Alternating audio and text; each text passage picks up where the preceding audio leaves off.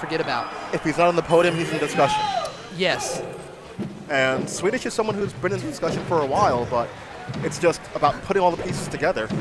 And, you know, this is someone whose game has grown a lot over these years, but you can't kill us opportunities like that. Just these quick reactions. Just knowing from that trade, you can get rest off of it. Why not go for it? You know? And I think that's one of the biggest things. His game sense is what separates Hungrybox from some other puffs. Oh, that is a tricky situation. He does not get the up smash. Or, sorry, the rest.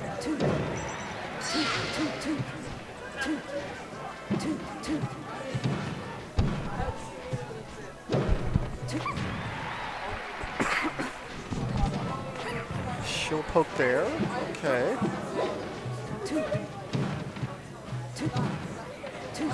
What is your opinion on Swedish's style of Sheik play? Honestly, like, I love how, I guess he's really, really solid picking his spots. Yeah, he does pick his fights very well. But the thing with this matchup in particular is you have to be able to be okay with threatening Puff. Yes. Hungrybox getting a hell of a trade right there and taking the lead instead. You know, we even see him approaching there, but you really can't be, I guess, as anxious to get your ground. Yeah. You can't, especially against Hungrybox. You can't give him center stage. You have to make him work for it. And Swedish keeping this pretty honest here. Nair there will be enough. Yes, it will. Swedish is in this game. Hungrybox, one of the very, very greatest. Reset, jab, reset, rest. Even when you're tied up with this man, even when you're on your last stock about to beat him, you can never discount the fact that he can hit you with one of those from anywhere. How many times have we seen him throughout the years? It's over. It's over. Oh my God, he came back again. He came back once again. Yes. I mean, I always think of his Hungrybox story. I think of his best moments. Of course, the amazing comeback versus SFAT. Some of the games he's had versus PP over the years, where we just knew he was down and out, and he hit some crazy follow-up rests, some jab resets. Honestly, it reminds me a lot of how Zasa is now. But we've seen Hungrybox develop that to pretty much the highest level. I mean, we saw last year at EVO. Yes, absolutely. So, game one. Game one goes to the EVO champ. And the former BMR champion, the defending BMR champion, and the defending EVO champion as well. You know, the needle game, Hungrybox was respecting it. Yes. Close up. I mean, this matchup in general is not widely regarded by a lot of Sheik mains. What is your opinion on how this matchup usually plays out at this level? I've talked with Kirby Kaze a couple of times about it, and it's like he's fairly, I guess, I wouldn't say confident, but he's okay with it. But there are certain situations with certain heights, and you know, depending on what direction she's facing, where it's just like I just kind of figure out, you know, what's the best course of action. So it's kind of weird, you know, thinking that that kind of minutia is what really takes for a Sheik player to, I guess, make this happen. And you know, we've seen Plup do it here and there, but Plup gets more chances than everyone else, and by the same token, Hungrybox gets his looks in as well. So Yoshi's ends up being a great pick for Swedish, as he's able to take that stock low percent pretty early, kills him off. Puff, of course, a very fragile beast, but one that can put you on your butt in a hurry. And actually, you saw how Swedish is facing those bears. He's really looking to counter poke any aerial that Hungrybox is throwing out. Trying to punish, but good shield drop, but crouch cancel up smash. Yeah, the recovery track right before there was just so nice from Swedish, but Hungrybox's reaction was even nicer, which is just shows you the kind of quality of skill that these two guys have. Very much, as I was saying earlier, that belt system of Melee, the white belt, blue belt, purple belt, brown belt, black belt. Swedish is definitely very, very close to that black belt level. Oh, no question. Rising Fair saying, get off me. I'm going to take the sledge back if you don't mind. He is keeping this game so close and keeping Hbox so humble. And again, these are the trades he's looking for. Yes. Hungrybox certainly not on facing forward. Hungrybox certainly not on cruise control heading into winner's semis. Please keep in mind. Gave him a punish though. What's it going to be? Okay. I mean, 20%. It's not bad. It's kept stage position. Melee crowd getting into Swedish here. Rooting for No, I know what's happening there. I'm not giving you that. I'm not giving you that at all. I always wonder where the melee crowd sits. Do they sit like where the screen is faced, like away from the screen, so that's why we can't see them? Or Well, you know, like, isn't the game about like the viewer playing with like toys and whatnot? Yeah, I agree. So maybe we are the crowd. Maybe we're the hands. Oh yeah. The master hands. But actually, I did see Swedish kind of wow. H-Box is savage, man. Really trying to get a Swedish cancel lands punish. on Randy. Take ledge. Yeah. Arrest. What's your punish? You got to think about this one. This. Okay. Man. It was reset neutral. It's probably pretty good not to fair there. It's got to be really cautious with move selection though. Yes. Ooh, Hungrybox fiending. He's looking for it. Fiending for the up tilt. Swedish tries to take a game from Hungrybox. Oh, the reverse fair. Got it. Swedish does get on the board versus one of the very best in the world, one of the very best of all time. Renegade's very own Swedish Delight goes 1-1 with Liquid Hungrybox. And again, you know, I was talking about what Kirby Kaza was saying in terms of based on aerial height, what direction she's facing. Hungrybox's situations, you know, that a jump height facing forward, Swedish was really, really anxious to throw out fairs at that point. Saying, hey, if it's going to trade, I'm getting space on you, I'm pushing you toward the edge a bit more. It's fine with me. But this is you know, the classic counter pick. Yes, and please keep in mind, guys, there are no bans in this best of 5. All of the stages are available to both players until they win on one. And that stage is removed from play. Really, really beastly down tilt as an anti-air from Swedish.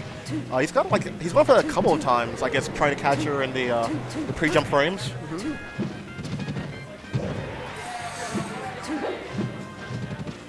You know, I remember an old head that you may remember, Nika Boy. Oh. Used to always tell me that one thing that Sheiks aren't using enough of in this matchup is down tilt. I mean, we've seen, you know, Fox implement that against Puff as well. Absolutely. So. Mm-hmm. And we know PPMD used to bring that once in a while.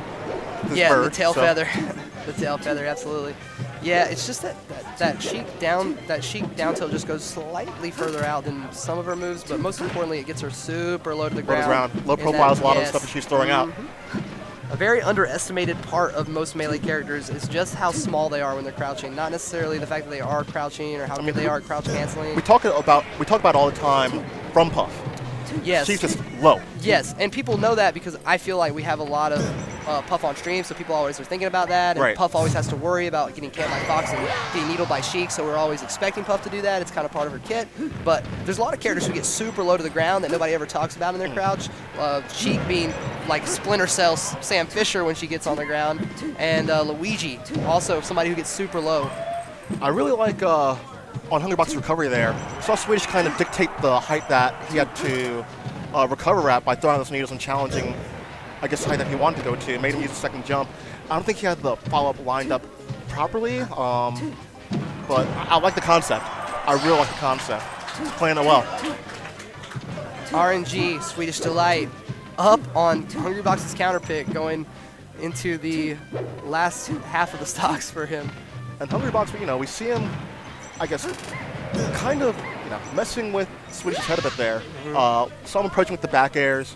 We see him land on the platform. Again, threatening the back air. And no, I'm not doing it. I'm just letting you know that it's an option, but I want you to know that you should be scared right now. Hungrybox has approaching his super low. Game face on. Looking deep into the abyss of the screen. Swedish playing percent by percent. You know, he's very happy with Hungrybox is an animal. Holy moly. He knew, like, he set that up so far in advance. First time he went for the roll read as well. Yes. I mean, I feel like there was time where he was trying to bait the roll out, but that was the time he got fully it. invested all the chips in it, and holy moly did he get it. Yep.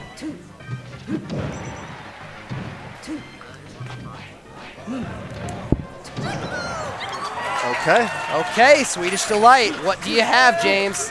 What do you have for one of the best in the world, one of the best of all time? Oh, Hungrybox. Classic H-Box moment. Mini Tiger Woods pop off there. Just the singular fist, the hole-in-one fist. We love to see that. Hungrybox, like say, you know, Hungrybox looking on. He will call man. in. He will call in. Nope, he chooses not to.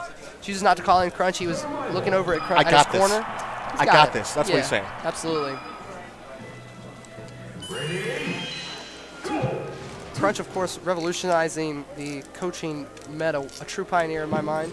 Oh, definitely. You know, it's not just, you know, there's been a lot of arguments about mid-set coaching and whatnot, but the time and effort these guys put in outside of tournament coaching pays dividends in tournament for Hungrybox. Yes, so absolutely. Major props to Crunch. Yes, major and a lot props. of people have a lot of people who I feel are Melee people that have never competed in anything else, never had a coach in their life or for anything else, don't really value what that title means or maybe misunderstand what that title means. If you're just playing with somebody a lot and they happen to be better than you or worse than you even, and they give you advice that makes your game better, they're your coach, whether you call them that title or not. But Hungrybox chose not to elect to use the 30-second mid-set coaching rule here. He chose to keep that for later this set. You can only use it once a set. Now, also, I just want to talk about Hungrybox's conditioning of Swedish that we saw a bit earlier. Sure. You know, we saw that roll read in last game. This game, Hungrybox staying at the same position, threatening it. And Swedish really, I guess, looked kind of lost. You know, he didn't go back to the ledge, try and recollect himself. He knows he has to fight his way in. And Hungrybox just facing away. If you're going to commit to trying to jump over me, I'm going to meet you at the back here, like right there.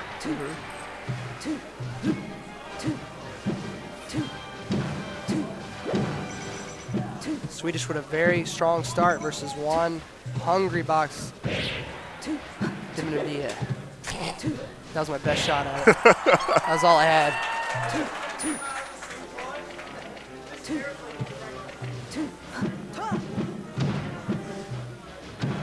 Oh, Hungrybox with some up airs here. I wasn't quite sure if he got the jump, but then Swedish jumped. All right, I was about to say it. Chic rest, switching things up a little bit in this set. Again, Hungrybox looking for these roll reads. Here comes another. Not a lot of stuff she can do right there when Hungrybox is already on the ledge and you've already used your jump. There's not a lot of mix-ups left to do. And if you land on stage, and Hungrybox has been willing to take the punishes after resting anyway. Yes, so. I'll take your 30 or whatever it is from grab. I mean, he's at 0%, so scary situation for sure for Swedish Delight.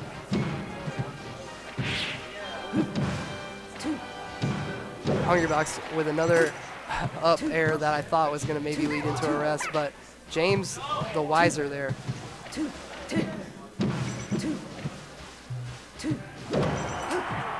Great tech. Awesome down smash. It's enough. I thought maybe Juan was caught off a little off guard by that move, but thought he had plenty of time to recover there, but it's enough. And that's a restola. Hungrybox is so good at holding his ground on those corners when he has to spawn a corner. It's really just Jesus. In the words of my good friend Dogie Sandwich, Hunger Strike.